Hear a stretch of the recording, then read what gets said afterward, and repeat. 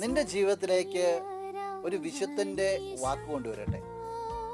ആ വിശുദ്ധ ഇപ്രകാരം പറയുക: മക്കള് വായിച്ചിരിക്കേണ്ട പുസ്തകം മാതാപിതാക്കളുടെ ജീവിതമാണെന്ന്. വിശുദ്ധ അഗസ്തീനോസ് അത് പറഞ്ഞു വെക്കുക. കുടുംബത്തിലെ മക്കൾ വളർന്നു വരുമ്പോൾ മാതാപിതാക്കളെ കണ്ടുകൊണ്ട് വളർന്നു വരിക. ചിലപ്പോഴെങ്കിലുമൊക്കെ നിങ്ങൾ നിരീക്ഷിച്ചിട്ടുണ്ടാവും, നിങ്ങളുടെ മക്കള് ഒരു വിറകുകൊള്ളിയൊക്കെ എടുത്തിട്ട് എങ്ങി നിന്ന് കണ്ണാടി നോക്കി ഇങ്ങനെ കാണിക്കുന്നത് കണ്ടിട്ടുണ്ടാവും. എന്താ? അപ്പൻ ഷേവ് ചെയ്യുന്ന പോലെ ഷേവ് ചെയ്യുക. മക്കളെപ്പോഴും മാതാപിതാക്കളെ ഒബ്സർവ് ചെയ്ത് ജീവിക്കുക, വളർന്നു വരിക. നിങ്ങളുടെ ജീവിതം മക്കൾക്കുള്ള പുസ്തകമാണെങ്കിൽ ഒന്ന് പരിശോധിക്കണം. കുടുംബത്തിൽ നിങ്ങൾ എങ്ങനെയൊക്കെയാ നിങ്ങളുടെ മക്കൾക്ക് മാതൃകയായി തീരുക.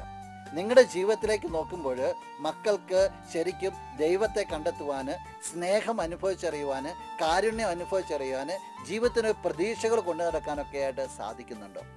അഖില ലോക മിഷൻ മധ്യസ്ഥ വിശുദ്ധ കൊച്ചുത്രേസ്യ പറയുകയാണ്, ഒരു വിശുദ്ധൻ എങ്ങനെയാണ് പ്രാർത്ഥിക്കുന്നതെന്ന് കാണണമെങ്കിൽ എൻ്റെ അപ്പൻ പ്രാർത്ഥിക്കുന്നത് കണ്ടാൽ മതി. ജീവിതത്തിലേക്കൊന്ന് തിരിഞ്ഞു നോക്കുക, മാതൃകയായിരിക്കട്ടെ. നമുക്ക് പ്രാർത്ഥിക്കാം. നല്ലവനായ കർത്താവേ, ഈ വ്യക്തിയെയും കുടുംബത്തെയും പ്രത്യേകമായിട്ട് സമർപ്പിക്കുകയാണ്.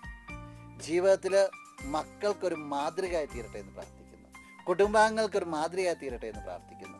മക്കൾക്ക് മാതൃകയാകുന്നതിന് പകരം ജീവിതത്തിൽ എന്തെങ്കിലുമൊക്കെ തടസ്സങ്ങളായി തീരുന്ന, ഏതെങ്കിലുമൊക്കെ അപകടങ്ങളായി തീരുന്ന പ്രകൃതങ്ങൾ ഈ മാതാപിതാക്കളിലുണ്ടെങ്കിൽ നിന്റെ നാമത്തിലെല്ലാം മാറ്റപ്പെടട്ടെ എന്ന് പ്രത്യേകമായിട്ട് പ്രാർത്ഥിക്കുന്നു. അഭിഷേകത്താൽ നിറയപ്പെട്ടെ എന്ന് പ്രാർത്ഥിക്കുന്നു. തിന്മകളെല്ലാം മാറിപ്പോകട്ടെ. തെറ്റായ ചിന്താരീതികൾ, തെറ്റായ ഹാബിറ്റുകൾ, അതിന് തടസ്സം നിൽക്കുന്ന ഏത് ശക്തികളാണെങ്കിലും, അത് ഏത് തരത്തിൽ ഈ വ്യക്തിയുടെ ജീവിതത്തെ കടന്നു വന്നതാണെങ്കിലും മുറിവുകൾ സൗഖ്യമാകട്ടെ എന്ന്, തിന്മകൾ ബഹിഷ്കരിക്കപ്പെടട്ടെ എന്ന് ഈശോ നിന്റെ നാമത്തിൽ പ്രാർത്ഥിക്കുന്നു. ഈ കുടുംബം അനുഗ്രഹിക്കട്ടെ ഇപ്പോഴും എപ്പോഴും എന്നേക്കും.